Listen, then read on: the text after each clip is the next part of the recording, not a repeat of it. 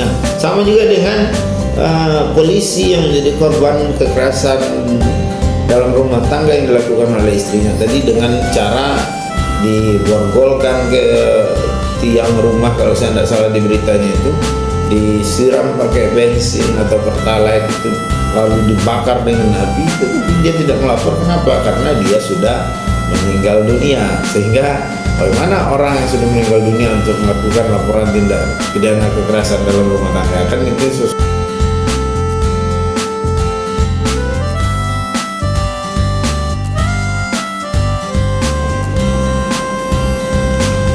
Assalamualaikum warahmatullahi wabarakatuh. Alhamdulillahirrahmanirrahim. Bersyukur kita dari Allah Subhanahu wa Ta'ala atas segala nikmat yang sudah diberikan kepada kita selama ini, yang tentunya dengan nikmat itu kita hidup, kita beraktivitas di dunia yang fana ini, dan semoga saja apa yang kita lakukan selama ini memperoleh berkah dan karunia yang luas dari Allah Subhanahu wa Ta'ala hendaknya. Tak lupa juga kita mengirimkan salawat salam kepada junjungan alam Nabi besar Muhammad sallallahu alaihi wasallam dengan mengucapkan Allahumma shalli ala sayyidina Muhammad wa ala ali sayyidina Muhammad. Mudah-mudahan Allah izinkan kelak di yaumil mahsyar beliau memberikan syafaat kepada kita sehingga kita termasuk kepada orang-orang atau kaum yang memperoleh pertolongan dari Allah dan Rasulnya. Sobat-sobat GPD 27 atau Gusti Putra Dodi dimanapun Anda berada, kali ini kita ketemu lagi di dalam channel yang memberikan informasi-informasi atau memberikan pengetahuan-pengetahuan tentang ilmu hukum tentunya. Dan mudah-mudahan saja dengan harapan tentunya dengan melihat atau menonton channel ini, sobat-sobat sekalian bisa memperoleh pengetahuan yang bermanfaat untuk kehidupan sobat-sobat sekalian maupun untuk kehidupan orang-orang yang ada di sekitar sobat-sobat sekalian. Nah, masih membicarakan tentang apa yang ada di dalam kaidah-kaidah atau lapangan-lapangan hukum pidana. Kali ini kita membahas tentang masalah KDRT atau kekerasan dalam rumah tangga. Kenapa pembahasan ini? Pembahasan ini berangkat dari banyaknya pertanyaan dari beberapa kalangan, dari teman-teman juga yang mungkin awam dengan hukum, katakanlah demikian, mempertanyakan masalah kekerasan dalam rumah tangga dalam beberapa interaksi sosial yang pernah terjadi dengan saya, apakah melalui chatting, melalui WhatsApp atau melalui media-media sosial yang saya punya. Nah, kenapa pembahasan KDRT kali ini cukup menarik dibahas? Karena memang pertanyaan tentang KDRT ini juga cukup banyak. Apakah KDRT itu hanya perempuan saja atau hanya anak-anak saja? Nah, bagi sebagian orang, kekerasan dalam rumah tangga adalah sesuatu hal yang sangat lazim terjadi sehingga menjadi sesuatu hal yang biasa. Ada juga bagi seseorang atau bagi keluarga itu masalah kekerasan itu ada sesuatu hal yang sangat tidak pernah bisa diterima. Kenapa? Karena ada sudut pandang yang berbeda. Bagi sebagian orang seperti yang saya katakan tadi, soal kekerasan mungkin sudah sesuatu hal yang biasa atau sesuatu hal yang lumrah. Nah, bagi sebagian orang lagi, kekerasan ini adalah sesuatu hal yang tidak bisa ditolerir. Nah, apa yang menjadi penyebab kekerasan dalam rumah tangga ini? Sering kali terjadi antara lain penyebabnya ada masalah narkotika, bisa juga masalah kriminal atau sifat dari pelaku tindak pidana kekerasan dalam rumah tangga ini. Memang wataknya itu adalah watak orang yang suka melakukan tindakan kekerasan. Bisa juga kalau untuk kajian lebih dalam masalah tentang watak ini bisa kita analisa melalui ilmu kriminologi tentunya. Tetapi kita di dalam hal ini hanya membahas atau menjelaskan tentang tindak kekerasan dalam rumah tangga. Nah, apa pertama kita jabarkan dulu apa yang dimaksud dengan rumah tangga. Nah, rumah tangga itu adalah orang yang tinggal satu atap dalam suatu perkawinan yang terikat secara resmi melalui hukum negara, yang segala aktivitasnya lebih banyak dilakukan di rumah itu, dan dia bertanggung jawab terhadap rumah tangganya itu. Nah, siapa saja, kalau di dalam bentuk sederhana, orang yang ada di dalam rumah tangga itu ada suami atau ayah, ibu atau istri, ada anak-anak.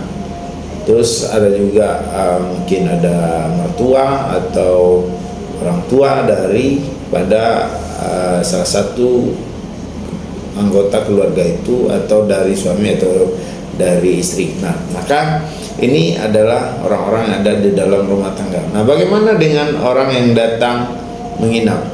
Misalnya ada tamu yang menginap, datang ke rumah, nah itu bukan bagian dari rumah tangga. Nah, kalau terjadi misalnya ada keluarga yang lebih mapan lagi hidupnya, lebih boleh dikatakan kalangan middle up lah, atau menengah ke atas. Nah, kalau dalam kalangan menengah ke atas, mungkin dia memiliki pembantu rumah tangga, atau yang bahasa kerennya atau bahasa diperhalusnya sekarang ini menjadi asisten rumah tangga. Nah, apakah asisten rumah tangga ini masuk kepada kategori atau masuk dalam ruang lingkup undang-undang perlindungan, undang-undang penghapusan kekerasan undang-undang penghapusan kekerasan dalam rumah tangga maksudnya. Nah, pembantu rumah tangga atau asisten rumah tangga ini, apabila dia tinggal di dalam rumah itu lebih dari 1 kali 24 jam, artinya adalah asisten rumah tangga yang menginap atau pembantu rumah tangga yang ikut tinggal di dalam rumah itu, maka dia adalah masuk ke dalam ruang lingkup undang-undang penghapusan kekerasan dalam rumah tangga. Nah, kalau pembantu yang atau asisten rumah tangga yang sifatnya pekerjaan harian, artinya dia datang pagi, sore pulang, nanti besoknya begitu lagi, pagi datang, sore jam 5, jam 6 dia pulang. Nah, itu bukan masuk ruang lingkup KDRT atau kekerasan dalam rumah tangga. Nah, KDRT ini sekali lagi saya ulangi bahwa yang masuk ruang lingkup KDRT ini adalah orang yang ada di dalam rumah tangga itu siapa saja, apakah dia memiliki hubungan keluarga atau hubungan darah di dalam rumah tangga itu atau tidak. Nah, itu masuk kepada ruang lingkup kekerasan dalam rumah tangga atau penghapusan kekerasan dalam rumah tangga. Nah, yang menarik muncul adalah pertanyaan, apakah korban dari kekerasan dalam rumah tangga itu hanya perempuan dan anak, atau ibu dan anak-anaknya saja? Nah, ini yang menarik, banyak beredar di kalangan masyarakat awam. Kenapa? Karena seolah-olah tidak ada pelaku lain atau tidak ada korban lain selain anak-anak. Artinya adalah pelakunya secara tidak langsung ditujukan adalah kepada seorang suami atau ayah atau kepala rumah tangga di dalam rumah tersebut, atau mungkin ya katakanlah ayah atau si suami ini. Nah, apakah dia tidak pernah menjadi korban dalam kekerasan rumah tangga? Nah, laki-laki juga ada menjadi korban kekerasan dalam rumah tangga. Banyak macam-macam pernah kejadian ya, yang pernah kita baca di media.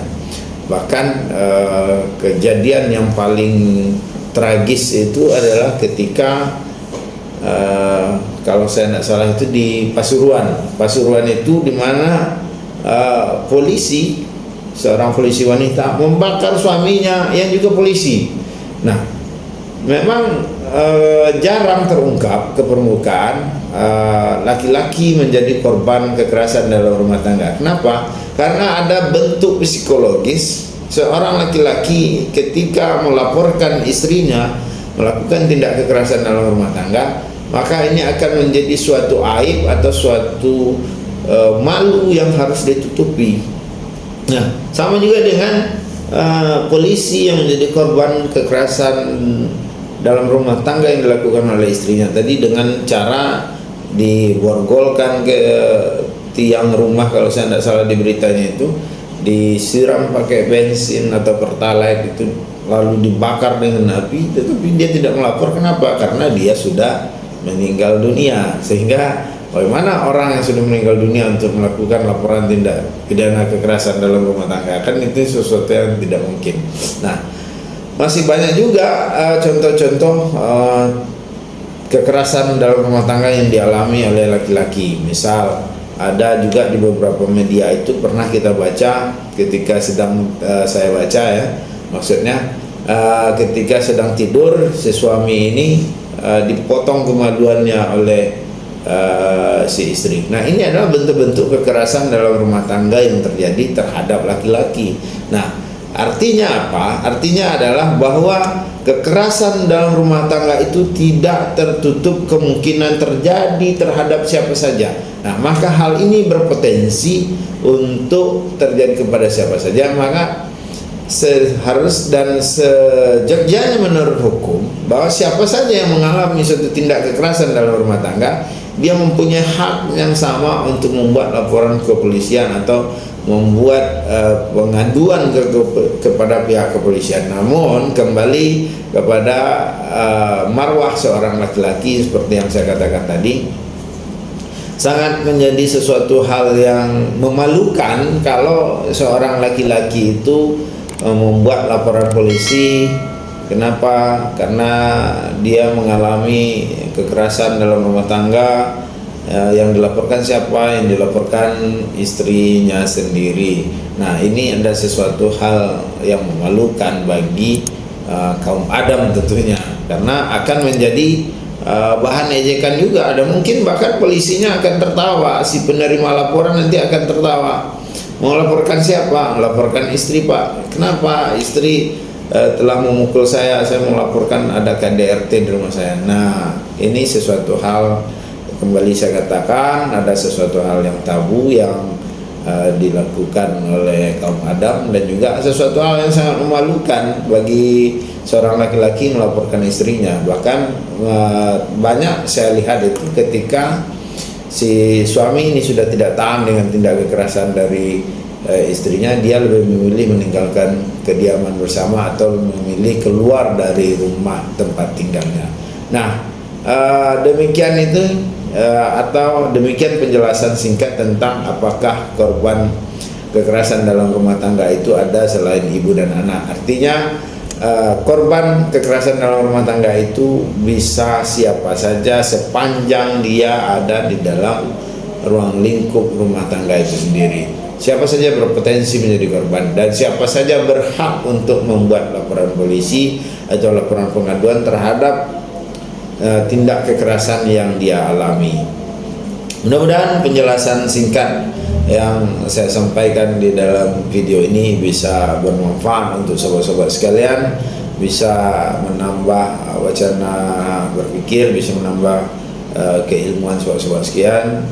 Mudah-mudahan jika menurut sobat-sobat sekalian video ini bermanfaat, silakan di-share sebanyak-banyaknya dalam akun-akun media sosial yang sobat-sobat miliki tentunya, karena berbagi ilmu pengetahuan atau berbagi pengetahuan itu tidak ada ruginya, apalagi berbagi dengan cara zaman sekarang, hanya tinggal klik, share. Oke, demikian, mudah-mudahan sekali lagi mudah-mudahan ada manfaatnya. Assalamualaikum warahmatullahi wabarakatuh.